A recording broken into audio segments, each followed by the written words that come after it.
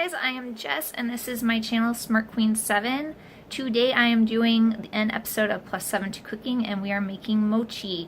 I am going to start this off with a little tutorial on making the red bean paste that goes into mochi, and then I'll move on to showing you some tips and tricks that I've picked up for making the dough turn out nice and smooth and chewy and wonderful. I really like mochi. I'm really excited to show you how to make it on the stovetop as opposed to a microwave. I like it a lot better myself. So let's get down to it and make some mochi.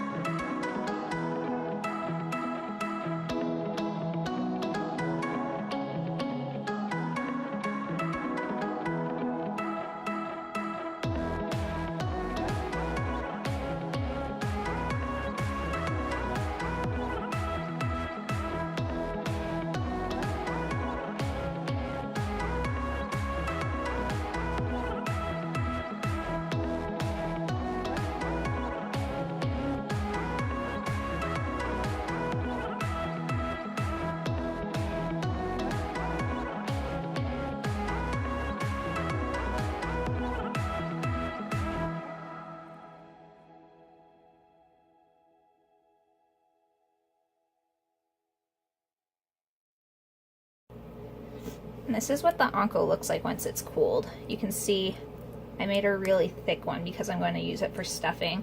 You can leave a little running air if you want to use it like as an ice cream topping or something like that, but it's a lot easier to work with as a stuffing if you cook it down so it's really thick. So once you have the anko done, or bought, whatever you prefer to do, there's actually very minimal ingredients involved in mochi. The most important being the flour that you use. You gotta make sure that is the sweet rice flour. Other than that, it's sugar, water. It's super basic. The hardest part about making mochi, at least if you don't do the microwave style, is going to be the setup. Probably the most complicated part is going to be you're gonna need a way to steam the dough. If you can set up a steamer, then you're all set on that front. Once you have the steamed dough, this is where the technique comes in. This is where I failed the first time that I tried to make it. And that's what this video is about. There's so many mochi recipes out there, but not a lot of them get into the detail on what you can do to keep from having it turn out poorly. The first thing you're going to want is a pot that's got a heavier bottom. It does help distribute the heat. That was one of the problems I had, was I did have some scorching when I was cooking the mochi with the mochi like dough with the sugar. The other thing you want is a wooden spatula. You do not want something that is wimpy because it is so thick and sticky. You really have to be able to work it. So I personally think that a wooden spatula is the best. Spatula over spoon because you want something that can scrape. The last thing that I find helps me get the mochi right in consistency, making sure that sugar is really incorporated into the flour dough. Colored sugar sprinkles. Just the plain sugar sprinkles. If you add a little bit to your sugar, and I'll show you this obviously, just enough to give it some color, you can actually see as the sugar is melting and getting incorporated into it all the way. That was one of the bigger things, not even so much the burning, but the sugar didn't incorporate uniformly as I was cooking it, because I couldn't tell as I was mixing it, because you have white flour, white sugar. It's a little tricky. I did notice some chunks. It was still good, but it wasn't as smooth and, you know, that chewy, nice pillow texture that you want. So grab yourself some sprinkles and the other stuff, and we can get going. I almost forgot, you're also gonna need cornstarch or potato starch, but this is probably arguably one of the most important things besides the actual ingredients, because this stuff is super sticky and you need this so that you do not glue all your stuff together in the kitchen. Okay, so I'm using the Japanese Cooking 101 proportions. There's a lot of different ones out there, but this is pretty much going to be a 1 to 3/4 ratio. I'm making a bigger batch, so I have 2 cups of the flour and then I have 1.5 cups of water.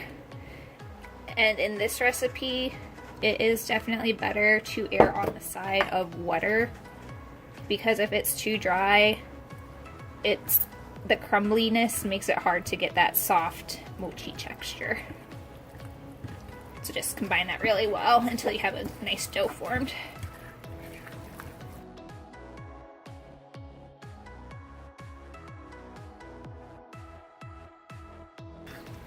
Okay, that should be just fine actually.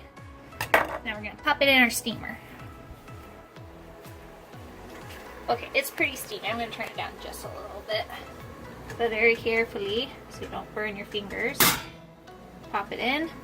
And then you want to take a clean, plain towel and put it over so that you don't get a bunch of condensation in there. And then you just cover it up. Make sure nothing's touching the burner.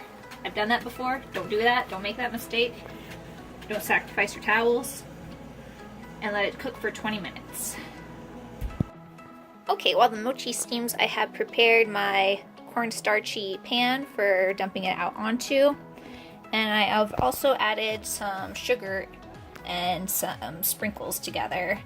And as you can see, when you mix it up, it's not a lot, but it's just enough to tint it so that as it melts into the steamed mochi dough, you can actually see the color and tell if you have spots that aren't getting blended in well. So this is probably the biggest tip I have for making mochi this way, is to do the colored sugar until you get the hang of the technique. Alright, so I'm just going to scooch this right over. The burner is still on. Boom. Do not burn yourselves, guys. This stuff is molting. And slippery. And admittedly kind of creepy looking. But see, you can already see how sticky this is. So just scrape it out as best as you can. Alright, so do this in about thirds, give or take. But you really want to start working that sugar in right away.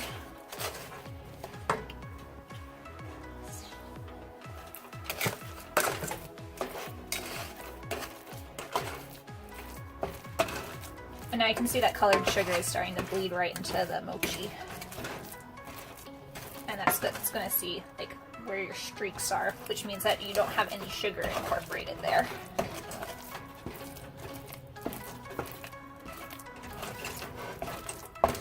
But keep it moving and make sure you're scraping the bottom all over. You want it to be about medium-low heat. If it seems like it's starting to cook on, reduce your heat. I'm just taking precautionary measures because it happens really fast when it happens. But now you can see why I said you want a really sturdy mixing device to make sure that's incorporating well. because it is very difficult to work with.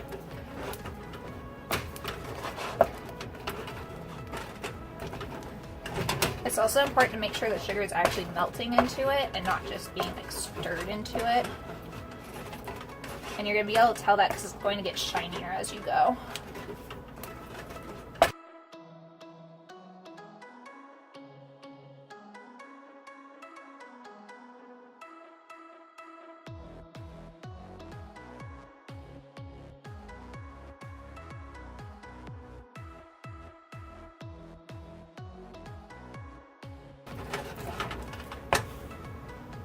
Ooh.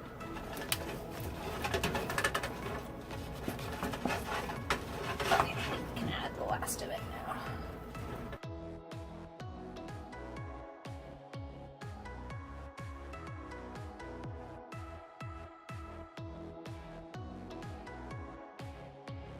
It's kind of amazing how just like a tablespoon, maybe tablespoon and a half of that sugar really colors that dough.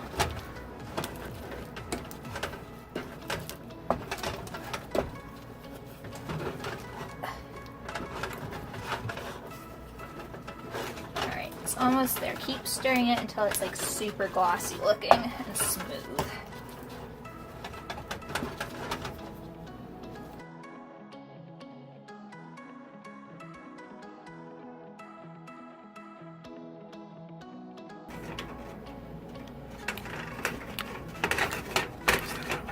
I think it's pretty good. Alright, now we can dump it out.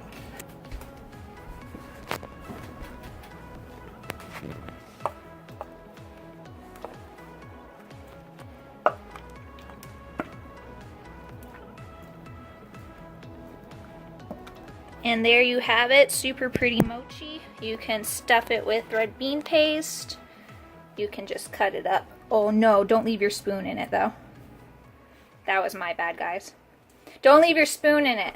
But you can cut it up, stuff it, do what you will with it. Just break it off in chunks and eat it. It's delicious. Okay, these are my mochi. They're kind of ugly. I'm not great at filling, which is why I didn't show it. There's lots of tutorials on how to do it, and I recommend you check those out instead of using me as a reference. Alright, so there you have it. Those are my mochi making tips and tricks.